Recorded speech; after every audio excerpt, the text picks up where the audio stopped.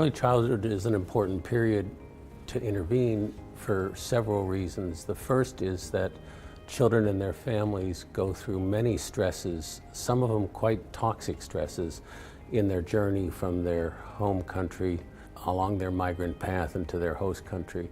Toxic stress is a very severe form of stress that is very impairing of children's brain development in the first 2 or 3 years of life. If we allow toxic stress to affect children's brain development in the first 2 or 3 years of life, that's a tragedy. Early childhood programs can reduce toxic stress, promote brain development, and promote language development, all at the same time as potentially, if designed right, help parents integrate into the community.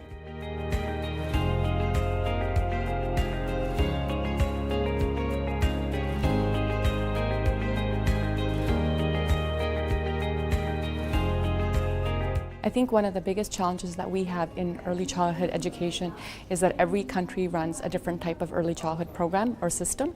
And in some countries we need universal childcare. And in those countries where universal childcare is available, we need to ensure that we have a really good understanding of the impact of trauma and complex trauma on children, refugee children and their families. And part of that is really developing up the early childhood sector as a profession, ensuring we're paying our staff well and have multilingual staff available so we can provide the best quality early childhood education to young children. In this country and worldwide, migration, refugees, flight, escape are actually a permanent phenomenon. So unless we consider people coming in, needing help, becoming part of society, this will always be considered an additional spending, causing actually resentments in the indigenous population, leading up to discrimination and maybe even racism.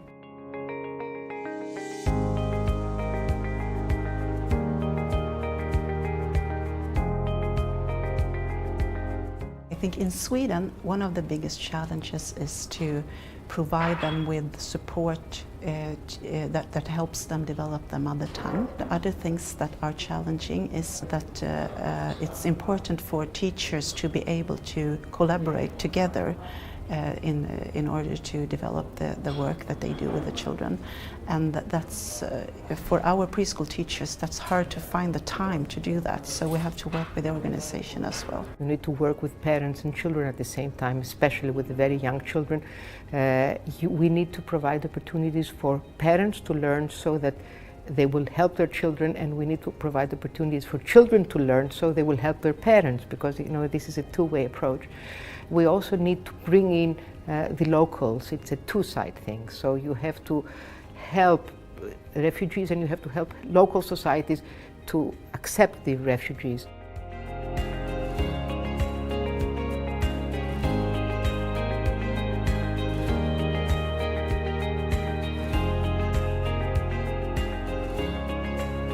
I would say most important strategies, number one, involve parents from the beginning, that's for sure.